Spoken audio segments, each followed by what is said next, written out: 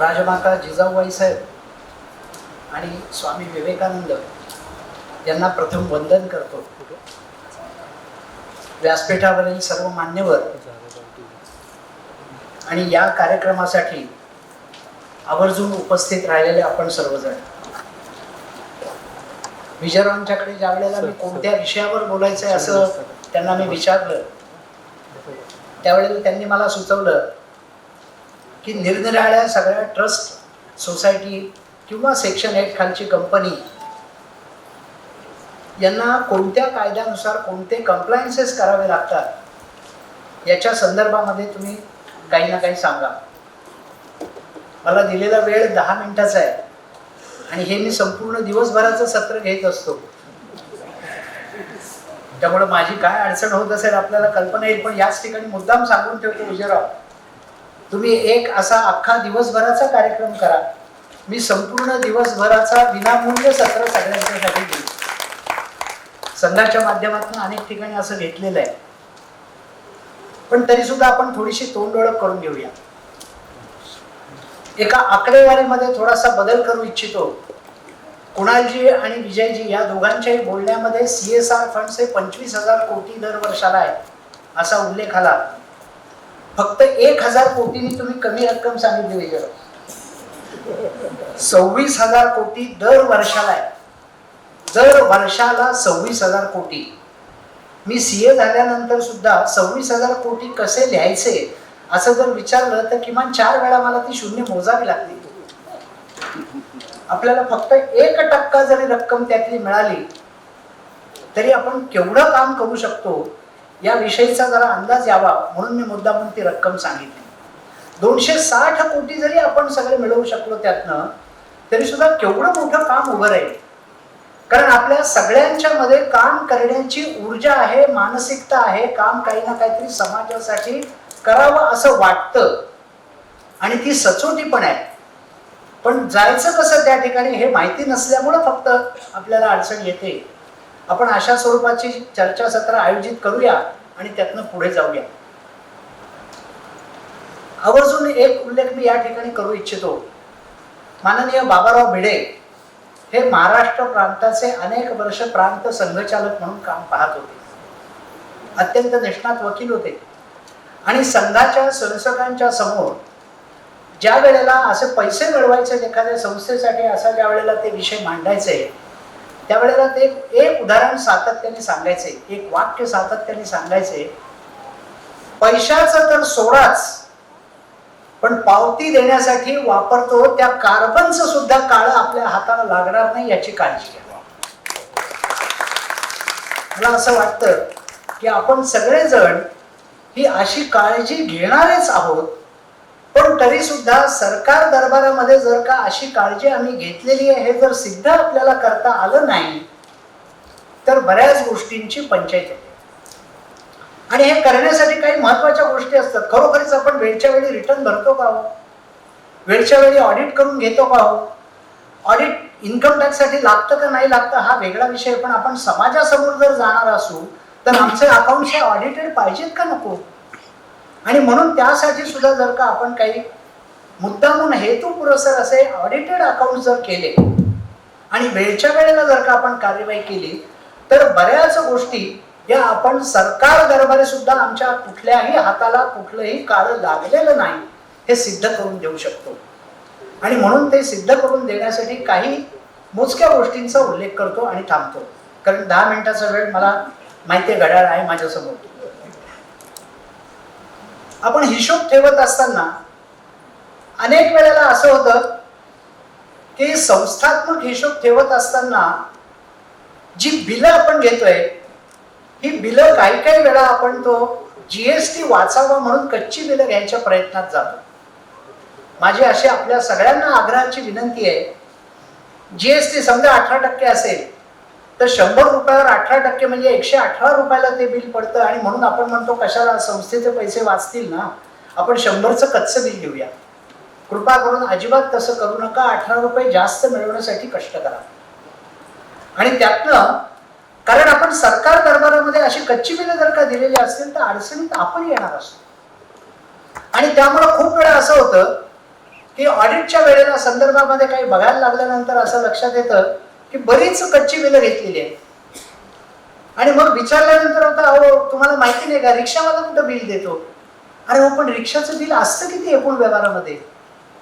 1% पण नसतं. पण आपण जोडतो मात्र तिथे की अरे रिक्षावाला बिल देत नाही म्हणून याचं पण आमच्याकडे बिल नाही, आणि म्हणून आम्ही आमचंच वाउचर लावून सगळं करतोय. कृपा करून असं कोणीही करू नये. म्हणून मूलभूत जे काही बिल मिळत असेल हे बिल आपल्याकडे घ्यावं. जीएसटी लागत असेल तर जीएसटी लागलेलं बिल घ्यावं आणि तेच आपल्या दप्तरी ठेवावं. हिशोबामधलं सुद्धा सातत्य राखण्याची गरज आहे. कारण बऱ्याच संस्थांच्या बद्दल काम करत असताना असं लक्षात आलं की बऱ्याच संस्था हिशोब सादर करत असताना किंवा हिशोब लिहिताना वर्षाच्या शेवटी कोणाला तरी एखाद्या हिशोबाच्या संदर्भामधल्या एखाद्या माणसाला बोलवतात, अरे बाबा रे अशी अशी आमची सामाजिक संस्था काम करते, जरा दे ना हिशोब लिहून. मग तो संपूर्ण वर्ष झाल्यानंतर हिशोब लिहायला सुरुवात करतो आणि ज्या वेळेला तो सुरुवात करतो त्यावेळेला या हिशोबामधले अनेक तपशील हे आठवतच नाही. आणि त्याचं महत्वाचं कारण असतं की इतकं वर्षभर होऊन गेल्यानंतर आपण सगळेजण जर आपल्या व्यापामध्ये गर्क असाल तर हिशोब हा त्या मानाने दुर्लक्षित असणारी गोष्ट राहते आणि मग लक्षातच राहत नाही. आणि मग आकारण हिशोब हे लांबत जातात आणि ते इतके लांबतात की 30 सप्टेंबरला शेवटी ऑडिट रिपोर्ट दाखल करायचा आहे. त्यावेळेला तो ऑडिटर काही ना काहीतरी कॉमेंट टाकतो जी नकारात्मक असते आणि मग हिशोब सादर होतात. आपल्याला हे टाळता आलं पाहिजे. मी तर आपल्यापैकी सगळ्यांना असं सुचवीन की आता 31 डिसेंबर संपलेला आहे. जर 9 महिन्यांचे हिशोब आता तुम्ही लिहून काढलेत तर आता आम्ही चार्टर्ड अकाउंटंट मंडळी जरा रिकामटेकडे असतो 15 मार्च पर्यंत. आणि मग जर का असे 15 मार्च पर्यंत ते जर का 31 डिसेंबर पर्यंतचे हिशोब तुम्ही त्यांच्याकडे दिले तर ते त्याच्यावर काम करतील. 9 महिन्यामध्ये जे काय झालं, ज्या काही त्रुटी राहत आहेत त्या तुम्हाला आता 3 महिन्यामध्ये सुधारून घेता येतील. पण हेच जर का तुम्ही एप्रिल महिन्यामध्ये आलात तर फक्त पोस्टमार्टम करणं आमच्या हाती राहतं, बाकी काहीच करता येत नाही. त्यामुळे आपल्याला ते कसं टाळता येऊ शकेल याचाही जरा आपण सगळ्यांनी आवर्जून विचार करावा असं वाटतं. इन्कम टॅक्स मध्ये आता जे ऑडिट फॉर्म्स जे आलेले आहेत त्याच्यामध्ये 10B आणि 10BB अशा 2 प्रकारचे ऑडिट रिपोर्ट हे ऑडिटरला देणं बंधनकारक आहे. हा रिपोर्ट जो आहे याची पानांची संख्या जर का ऐकली तुम्ही तर एक रिपोर्ट 60 पानी आहे आणि एक रिपोर्ट 36 पानी आहे. आपण कोणताही सीए जरी गाठला आणि तो अगदी आपल्या संस्थेविषयी पूर्णपणे आस्था बाळगणारा असेल आणि तुम्ही जर का त्याच्याकडे सगळे अकाउंट जर का 25 सप्टेंबरला घेऊन गेलात की बाबा रे ऑडिट करून दे, मनामध्ये कितीही इच्छा असेल तरी तो हे करूच शकणार नाही. 60 पानं कारण भरणार कसं तो रिपोर्ट? ती माहिती घेतल्याशिवाय थोडीच भरता येणार आहे. आणि म्हणून माझी आग्रहाची विनंती आहे आपल्याला, शेवटच्या क्षणाची जी वाट पाहिजे आपली सवय आहे ती सवय तातडीने काढून टाका. आणि त्यामुळं आत्ताच जर का आपण अगोदरपासून आत्तापासून ऑडिट आणि याचे सगळे जर कंप्लायन्स करायला सुरुवात केली, 9 महिन्याचं ऑडिट आत्ता पूर्ण करून घेतलं, मग फक्त 3 महिने शिल्लक राहतात ऑडिटचे, ते नंतर करून घेतले तर आपल्यापैकी अनेकांना संस्थात्मक काम करणं हे सुकर आणि सोपं जाईल. दुसरा महत्वाचा विषय अजून एक जो आहे तो असा आहे की आपल्यापैकी प्रत्येक संस्थेला जो देणगीदार देणगी देतो त्याला एटीजी मिळण्याची अपेक्षा असते. सीएसआर फंड वाल्यानं तर नक्कीच असते. हे एटीजी आता सध्या केव्हा मिळतं तर जर का इन्कम टॅक्ससाठी फॉर्म 10BD हा जर का अपलोड केलेला असेल आणि त्याची तारीख सुद्धा लक्षात घेण्यासारखी आहे 31 मे पर्यंत, तो जर का केला असेल तरच त्यांना एटीजी मिळणार आहे. आणि म्हणून एटीजी जर त्यांना मिळायचं असेल तर आपण फॉर्म 10BD आणि त्याचा नंतर येणारं सर्टिफिकेट फॉर्म 10BE हे त्या देणगीदाराला मिळायची व्यवस्था ही आपण विश्वस्त म्हणून आपल्याला करायची.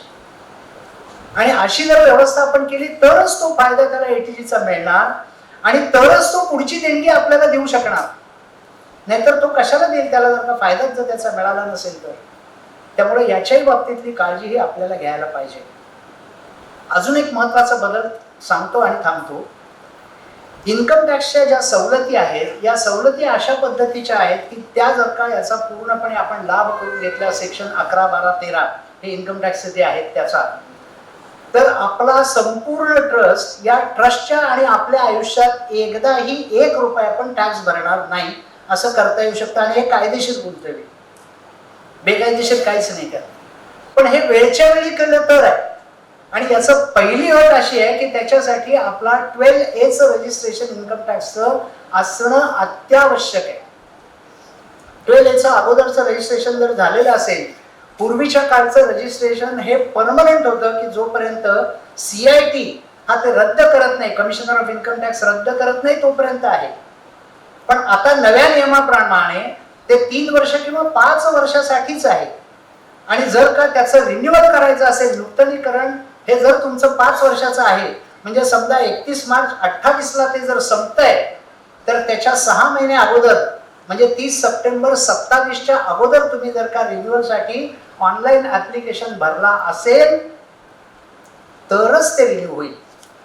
आणि याच्यामध्ये उशीर झाला तर काय, उशीर झाला तर काय याची कोणतीही तरतूद कायद्यामध्येच नाही. त्यामुळं कमिशनरला तुमच्याबद्दल कितीही जरी सहानुभूती वाटली तरी जी तरतूद कायद्यामध्ये नाही तो तुम्हाला मदत कशी करणार, करणारच नाही, करूच शकत नाही. आणि त्यामुळे हे 30 सप्टेंबर मी जे उदाहरण सांगितलं त्यातलं 30 सप्टेंबर 27 भरलाच पाहिजे. नाही भरला तर काय होईल, नाही भरला तर 12A चं रजिस्ट्रेशन मिळणार नाही. आणि 12A चं रजिस्ट्रेशन जर मिळालं नाही तर सगळ्याच्या सगळ्या ट्रस्टचं जे काही ग्रॉस टोटल इन्कम आहे, म्हणजे तुमच्या इन्कम अँड एक्सपेंडिचरची इन्कमची सगळी बाजूची बेरीज ही सगळीच्या सगळी टॅक्सेबल होते. त्यात कुठलीही वजावट मिळत नाही. इतका भयानक सेक्शन आहे. आणि त्यामुळं माझी आपल्या सगळ्यांना आग्रहाची आहे, विनंती अशी आहे, विजयरावांना पण मी अशीच विनंती करतो की अशा स्वरूपाचं एक चर्चासत्र किंवा अभ्यास वर्ग हा संपूर्ण दिवसाचा आपल्या सगळ्या विश्वस्तांच्यासाठी आयोजित करूया. त्यामध्ये या सगळ्या विषयांची माहिती घेऊया आणि मग CSR फंड्स पण भरपूर मिळवूया, त्याचा उपयोग पण चांगला करून घेऊया. आणि जे आत्मनिर्भर भारत हे जे स्वप्न आपल्या सगळ्यांच्या समोर दिसतंय ते याची देही याची डोळा सत्यामध्ये उतरवूया. एवढं सगळं करण्यासाठी आपण कटिबद्ध होऊ अशी आपल्या सगळ्यांना आग्रहाची विनंती करतो. मलाही एका कार्यक्रमाला जायचं, दुसरं आज भरपूर कार्यक्रम विवेकानंद जयंतीमुळे आहेत, त्यामुळे तिकडं जायचंय. म्हणून आपल्या सगळ्यांची रजा घेतो, पण नक्की पुन्हा भेटूया अशी आपल्याला आग्रहाची विनंती करून थांबतो.